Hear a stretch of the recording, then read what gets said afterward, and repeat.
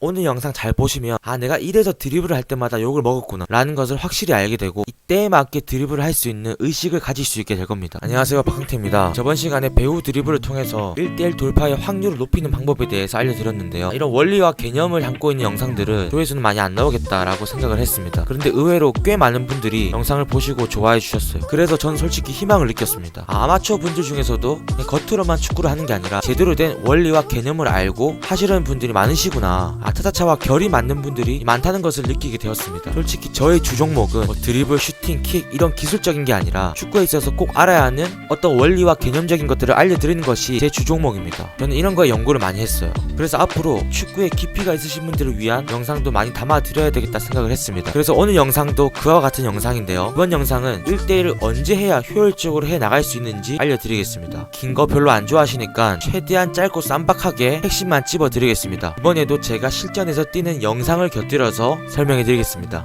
제 실전 영상을 쓰는 이유는 자랑하는 건 아니지만 그래도 축구 컨텐츠를 만드는 사람으로서 어느 정도 축구 실력을 가지고 있다 라는 것을 입증하기 위함도 있습니다. 그러니까 야, 니 축구 잘해? 니가 뭐 아마추어들 가르치냐? 라고 생각하시는 분들은 차차차 채널에 박항태 실전 축구 영상을 클릭하셔서 보시면 될 것 같습니다. 그걸 보시고 또 신뢰가 가지 않는다면 그런 분들은 차차차 채널을 안 보셔도 됩니다. 아니, 그런 분들은 진심으로 보지 말아주세요. 그렇게 축구를 잘하시는 분들이라면 제가 축구를 알려드릴 이유가 없겠죠. 네, 서론이 좀 길었는데요. 지금부터 실전 축구 상황에서 1대1 돌파를 언제 해야 가장 효율적인지를 알려드리겠습니다. 지금부터 집중해주세요. 결론을 바로 말씀드리겠습니다. 자, 제가 잡고 반대 킥을 때리는 상황인데요.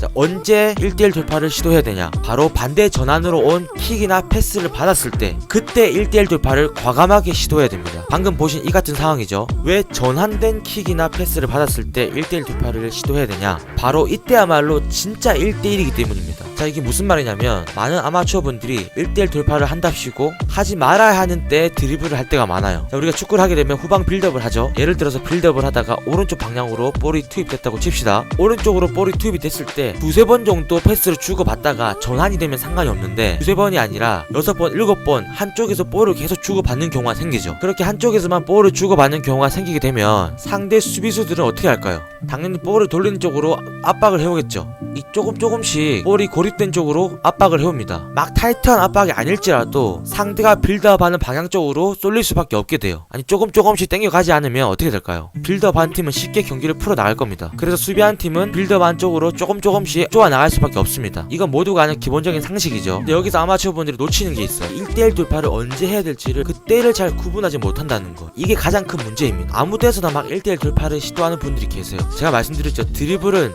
많이 하는 게 잘하는 게 아니라 효율적으로 하는 게 잘하는 거라고 말씀드렸어요. 이렇게 한쪽에서 대여섯 번 혹은 그 이상 빌드업을 하게 되면 보다 고립이 되겠죠. 고립된다는 말은 상대가 그쪽에 많이 쏠려 있다는 거예요. 그런데 여기서 우리는 무리하게 드리블을 합니다. 이 고립된 지역이기 때문에 이 사람을 제친다고 해도 커버를 준비하고 있는 상대가 바로 있기 때문에 결국엔 뺏기게 됩니다. 고립된 지역일수록 무조건 동료를 활용해야 돼. 물론 진짜 줄 데가 없으면 탈압박을 시도해야겠죠. 그런데 우리가 못 봤을 뿐이지 진짜 줄 데가 없는 상황은 그렇게 많지 않습니다. 그래서 한마디로 고립된 지역에서는 1대1 돌파를 시도한다는 자체가 1대1이 아니라 1대2, 1대3, 1대4를 시도한다는 말이랑 마찬가지예요. 그러니까 저희는 메시가 아닙니다. 어떨결에 한 명을 제쳤다 쳐도 한 명을 제쳤으면 이제는 이제 주고 나가면 되는데 한 명을 제쳤다고 이제 필 받아가지고 거기에서 계속 드리블하는 사람들이 있어요. 한 명을 제쳤으니까 또 다음 사람도 제칠 수 있을 것 같거든. 그렇게 무리하게 드리블을 하다가 결국에는 뺏기고 역습상을 맞게 되죠. 저는 아마추어 축구를 하면서 이런 경우를 굉장히 많이 봤습니다. 1대1 돌파는요, 이렇게 한쪽에서 빌드업을 하다가 미드필더가 이제 반대로 딱 전환을 했어요.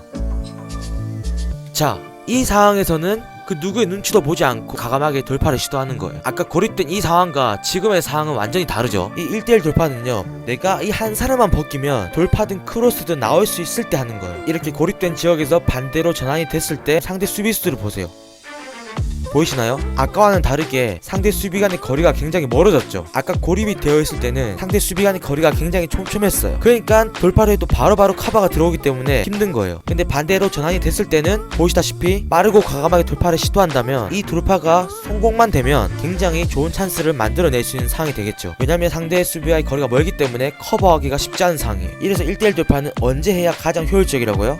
반대로 전환되는 킥이나 패스를 받았을 때, 아시겠죠? 그럼 반대로 언제 해야 가장 비효율적일까요? 한쪽 방향에서 빌드업을 적어도 6번 이상 했을 때, 6번 이상 빌드업을 하게 되면 상대한테 커버할 수 있는 준비 시간을 만들어주는 거예요. 그래서 6번 이상 빌드업을 했을 때는 굉장히 무리한 드리블이 된다. 한 명을 돌파했을지언정 바로 뺏기게 된다. 언제 돌파를 해야 될지 모르니까 이렇게 좋은 상황이 있음에도 불구하고 돌파 시도 자체를 안 하거나 하더라도 굉장히 질질 끌면서 시간을 끌 때가 있어요. 이런 상황에서 시간을 끌면 안 됩니다. 시간을 끌수록 이 커버하는 사람들이 다 들어오겠죠. 커버하는 사람들이 들어오기 전에 반대 전환킥을 받았으면 빠르게 과감하게 돌파 시도를 해야 됩니다. 뺏겨도 괜찮아요. 이때는 자신을 믿고 헛다리를 쓰든 배우 드리블을 쓰든 스피드에 자신 있으면 스피드로 치든 쇼부를 봐야 되는 거예요. 아시겠나요? 오늘 얘기는 아마추어 분들한테 말씀드리는 것도 있겠지만 저 개인적으로 반성하고자 찍는 것도 있습니다. 저도 드리블을 좋아하는 사람으로서 전체 흐름을 보지 못하고 드리블을 할 때가 많았거든요. 그러니까 드리블을 위한 드리블이 되고 나를 위한 드리블이지 팀을 위한 드리블이 아니더라고요. 그래서 저도 영상을 찍으면서 나도 조금 더 개인을 위한 드리블이 아니라 해야 될 때를 제대로 구분해서 해결해 줄 수 있는 그런 선수가 돼야 되겠다라는 생각을 하게 되는데요. 그래서 영상 보시는 분들도 차차차와 같이 발전해 나가면 좋겠습니다. 축구장을 3등분으로 나눈다 했을 때 이 수비 지역인 삼성과